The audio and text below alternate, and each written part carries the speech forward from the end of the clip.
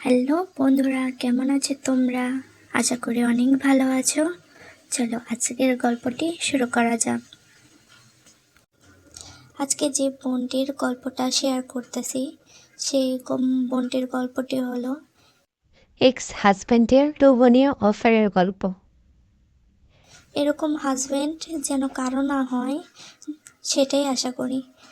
আমি যখন গল্পটি বোনটার কাছ থেকে শুনেছি তখন কিন্তু আমার চোখে আসলেও পানি বের হয়ে গেছে যে এরকম পুরুষ মানুষ হয়।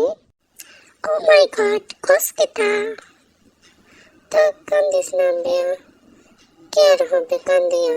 বছরের বিবাহিত জীবন, তারা কিন্তু প্রেমের বিয়ে করে নাই, অ্যারেঞ্জ ম্যারেজ হয়েছিল। তো 10 বছর বিবাহিত জীবনে ওই আপুটা এরকম বলছে যে তার হাজব্যান্ড প্রথমে প্রথমে তাকে অনেক মূল্যায়ন করতো, অনেক ভালোবাসতো, কিন্তু যতই দিন যেতে থাকে ততই তার প্রতি অবহেলাটা বাড়তে থাকে। সে তার হাজব্যান্ডের চরিত্রে এরকম জিনিস দেখতে পেত যে তার হাজব্যান্ড তাকে ছাড়া অন্য সকল মেয়েদের দিকে আকৃষ্ট বেশি, আর প্রায়োরিটির দিক দিয়েও তাদেরকে প্রায়োরিটিটা বেশি দিচ্ছে। এমনকি ঘরে একটা কাজের মেয়ের যতটা প্রায়োরিটি ছিল, কিন্তু ওই বোনটার কোনো তার হাজব্যান্ডের কাছে প্রায়োরিটি ছিল না। সে এরকম ভাব করতো যে মেয়েটা কাজের মহিলা থেকেও যেন নিকৃষ্ট, এরকম তার কোনো তার প্রতি কোনো ভালোবাসা, মায়া, মহব্বত এগুলো, তার খালি শারীরিক চাহিদাটা এটাই মেটাতো। তো তাদের বিবাহিত জীবনে অনেক কথাই হতো। তখন তার হাজব্যান্ডের নাকি তাকে বলতো যে তুমি আমাকে বিশ্বাস করো না, তার হাজব্যান্ড ওই বোনটাকে অভিযোগ করতো ওই বোনটার প্রতি যে তাকে নাকি তার হাজব্যান্ড আর কি, ওই বোনটা নাকি তার হাজব্যান্ডকে দেখতে পারে না বা অবহেলা করে। কিন্তু আসলে প্রকৃতপক্ষে বোনটা এরকমভাবে অবহেলিত হয়েছে, তা তোমরা গল্প শুনলেই বুঝতে পারবা। ওই বোনটা কিন্তু বেশি যে বলবো 1 নম্বর মেয়ে ছিল, সৌন্দর্য ওরকম ছিল না, সাদা ফর্সা ওরকম ছিল না, শ্যামলা টাইপের মেয়ে ছিল। কালো বলতে শ্যামলাও না, কালো কালো টাইপের। তো সে কালো টাইপের মেয়ে হয়ে তার হাজব্যান্ডের ছিল সুন্দর, সুদর্শন, স্মার্ট। এমনকি যে মেয়ে দেখতো তার হাজব্যান্ডের প্রেম পড়ে যেত, সে বান্ধবীরা, সে মেয়ের আর কি, সে বোনের বান্ধবীরাও বলতো তার হাজব্যান্ডে দেখে যে আমারও যদি এরকম হাজব্যান্ড হইতো। কিন্তু মেয়েটা লক্ষ্য করতো যে তার হাজব্যান্ডের চারিত্রিক কিছু দুষ্ত্রুটি রয়েছে, যেরকম যে কোনো মেয়ের প্রতি, ভালো মেয়ে দেখলে তার প্রতি তার সৌন্দর্য উপস্থাপন, গুণবলী উপস্থাপন করার চেষ্টা করতো। এরকম মানুষের কাছে প্রকাশ করতো যে সে 1 নম্বরের মাঝে 1 নম্বরই হাজব্যান্ড, দেখতে শুনতে স্বভাব চরিত্রে এরকম। কিন্তু মেয়েটা জানতো যে তার হাজব্যান্ডটা কীরকম, তার প্রতি কীরকম আচরণ করে। আসলেও কি, বাহির থেকে তো দেখে বোঝা যায় না কে কীরকম, আর যে যার সাথে সংসার করে সেই বুঝতে পারে যে আসলেও তার হাজব্যান্ড তার সাথে কী করতেছে, আর সে প্রকৃত দেখাটা সেই দেখতে পারে। ঠিক তেমনই হয়েছে। তো সে হাজব্যান্ডটা বলতো তার ওই বোনটাকে অভিযোগ দিয়ে বলতো যে আমি তো এরকম একটা পুরুষ যে আমার স্ত্রী ছাড়া কারো দিকে নজরই দেই না।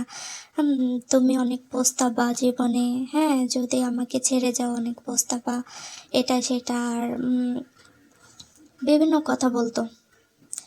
একটা নারীর সবচেয়ে নিরাপদ জায়গা হলো তার স্বামীর জায়গা, হ্যাঁ, এরকমভাবে বুঝ দিত ওই আপুটাকে যে অন্য অন্য ছেলেরা তোমাকে পাইলে ছিঁড়ে খাবে, করবে, তোমার সুযোগ নেবে, হ্যাঁ, তোমাকে সে তারা একদম এরকম এরকম টাইপের কথা বলতো যে তারা পাইলে অনেক ওই মেয়েটাকে হেনস্থা করবে, এটা করবে, ওটা করবে, এরকম বোঝাইতো। আর সে একমাত্র সব মেয়ে তার স্বামীর কাছেই নিরাপদ, এটাই বোঝাইতো।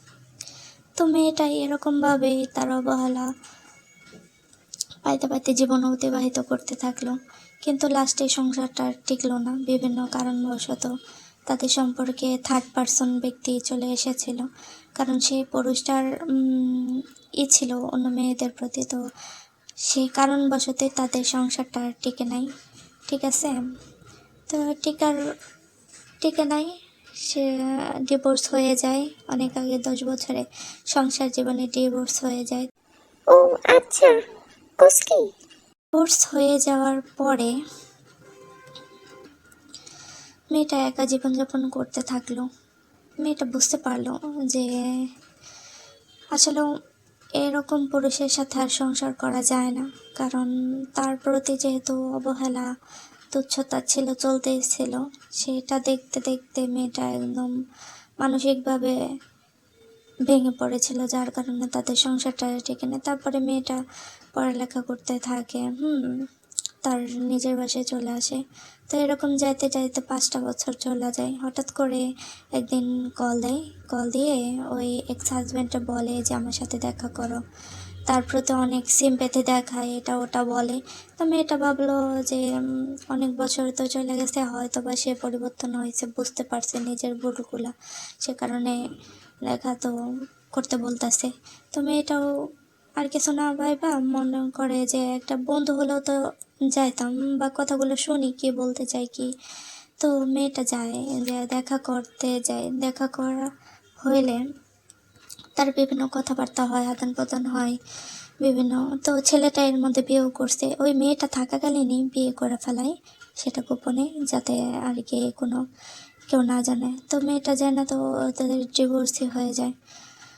তো বিয়ে করছে, তো সেটা সে প্রকাশ করে এত বছর পরে।